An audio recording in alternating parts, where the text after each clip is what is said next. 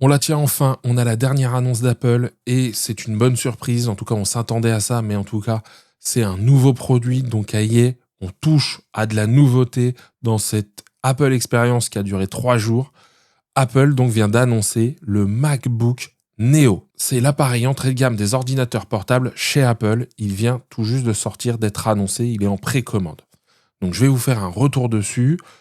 Si vous ne l'avez pas vu, sur les 2 jours précédents, je vous ai présenté les produits, je vous en ai parlé. Donc, si vous ne l'avez pas vu, pensez à aller regarder ces vidéos. Et je vous mettrai en vignette une des vidéos à aller regarder à la fin. Mais on en revient au cœur de l'annonce d'aujourd'hui, ce MacBook Neo. Donc, déjà, c'est un ordinateur portable. Ordinateur portable, 13 pouces, qu'une seule taille d'écran. Donc là-dessus, on n'a pas le choix. Avec un écran Liquid Retina, 500 nits, qui couvre le sRGB. On a une bonne densité de pixels, on est à plus de 200 pixels par point, je crois que c'est 219 de mémoire, ce qui permet d'avoir l'appellation Retina. Donc là-dessus, on est, je pense, sur un écran de qualité. Il faudra voir après dans les tests. Et je le dis tout de suite, il y aura certainement un test de ce produit sur la chaîne. En termes de mémoire, on a du 8 Go, je vais revenir juste après dessus. En termes de configuration, donc il y en a 2 pour le SSD, du 256 ou du 512 Go. C'est tout. C'est vraiment l'entrée de gamme sur lequel on va pas se poser trop de questions sur les options. La puce à l'intérieur, c'est l'A18 Pro. Donc normalement, c'est les puces réservées plutôt aux iPhones. Depuis maintenant 5 générations, on est passé à la puce M sur les ordinateurs portables. Mais pour faire un entrée de gamme, Apple a fait ce choix-là. La question qui va se poser, c'est qu'est-ce qu'on peut faire et quelles sont les limites de cette puce. Ça, je le ferai moi dans les tests. Je vais essayer de la pousser pour voir ce qu'on peut faire, dans quel cadre on l'utilise et dans quel cadre je vous déconseille de l'utiliser. Donc ça, c'est vraiment le point d'interrogation. Il semblerait par contre qu'au niveau Mac, on a macOS complet dessus, il n'y a pas de restriction.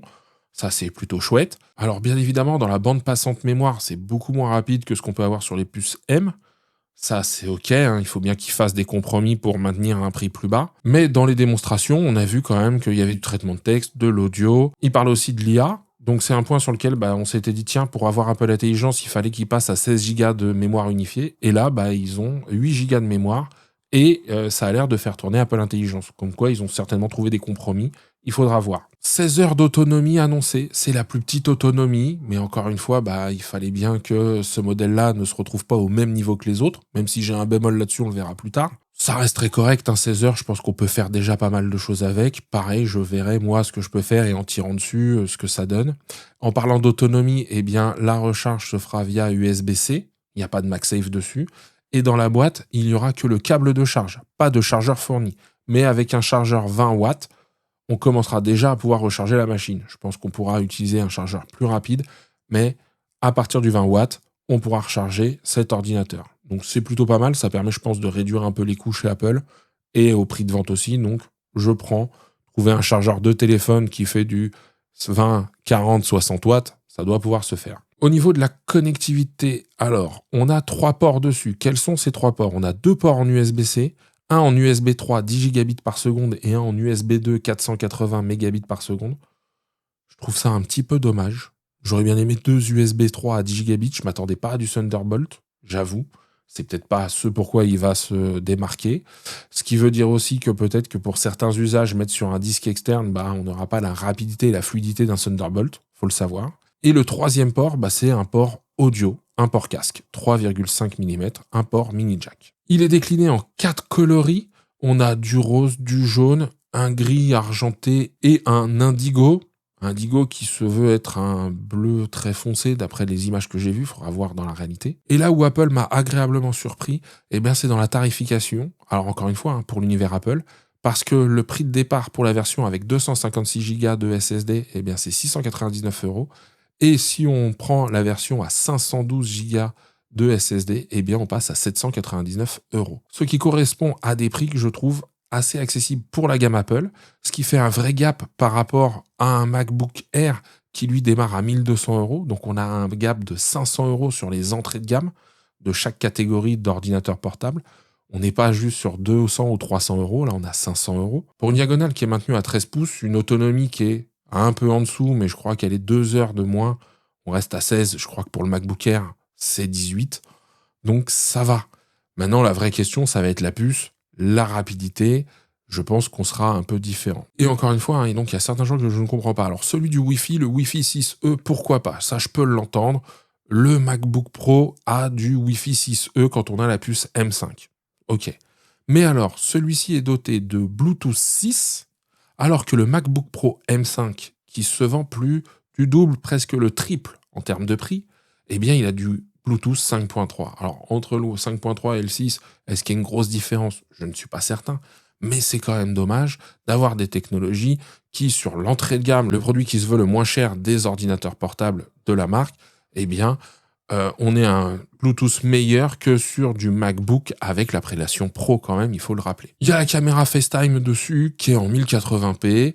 On testera, on verra la qualité des micros, la qualité des haut-parleurs dans ce châssis. Mais on a le Touch ID qui est là, on a un clavier avec le trackpad multipoint. Donc tout ça, ce sont des points qui me font dire que c'est pas un ordinateur si au rabais que ça. Et c'est là où je souligne, et ça servira aussi de conclusion, eh bien c'est que Apple a été malin sur ce coup. Les premières annonces, j'avais dit que c'était pas ouf sur ma miniature, et hier j'avais dit toujours pas ouf, et bah là ouais, il y a le côté enfin un peu ouf, parce que c'est un produit nouveau qui n'existait pas dans la gamme, qui n'a pas l'air par rapport à ce qui est proposé de décevoir dans les performances qui seront contraintes, mais en tout cas on verra à l'usage. J'ai mis un bémol parce qu'il n'y a pas de système de refroidissement actif, il n'y a pas de ventilateur. Il y avait eu un petit Mac comme ça, fait par Apple, qui avait des performances qui chutaient astronomiquement dès qu'on le sollicitait. Donc ça, c'était un peu un autre problème. Là, le châssis a l'air plus grand. J'espère que ça a été réfléchi comme avec le MacBook Air pour maintenir une cadence. Et comme la puce est moins puissante, je pense qu'elle chauffe moins aussi. En tout cas, je l'espère. Donc ça, ce seront les questions qu'on va se poser. Mais je reviens donc à cette tarification parce que cette tarification, elle est hyper agressive pour Apple. 700 € pour l'entrée de gamme. Et c'est là où c'est malin parce que ça va être un produit d'appel. Si les gens commencent à rentrer dans l'écosystème avec un MacBook Neo et peut-être éventuellement un iPhone, parce qu'ils ont beaucoup mis la relation iPhone et MacBook ensemble, grâce à macOS également, eh bien, je pense que ça peut faire des petits. C'est-à-dire que les gens qui vont vouloir évoluer, peut-être passeront après un MacBook Air, peut-être un MacBook Pro, ou peut-être iront toucher de l'iPad, ou peut-être se diront, bah tiens, j'ai un iPhone entrée de gamme, je vais aller sur un iPhone plus haut. Parce que c'est souvent ce qu'on dit et ce qu'on met en avant. Hein. Pour nous, utilisateurs Apple, c'est l'écosystème aussi qu'on valorise.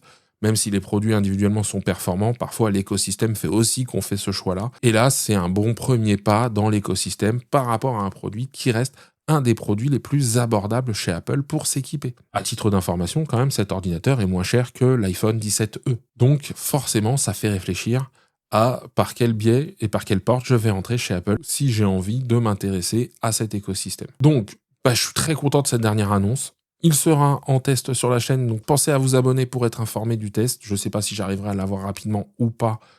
On verra, mais les tests seront un peu poussés pour voir jusqu'où va la machine et pour qui elle s'adresse et ce qu'on peut faire avec. Si la vidéo vous a plu, pensez à la liker. Si vous avez des questions, des remarques, des suggestions, eh bien les commentaires sont juste en dessous. C'était la fin de cette Apple Experience. Donc moi, je vous remercie de l'avoir suivi et d'avoir regardé ces 3 vidéos. D'ailleurs, je vous en mets une là pour que vous puissiez regarder si vous n'avez pas vu une des 2 précédentes. Je vous dis à très bientôt pour un nouveau test et d'ici là, prenez soin de vous.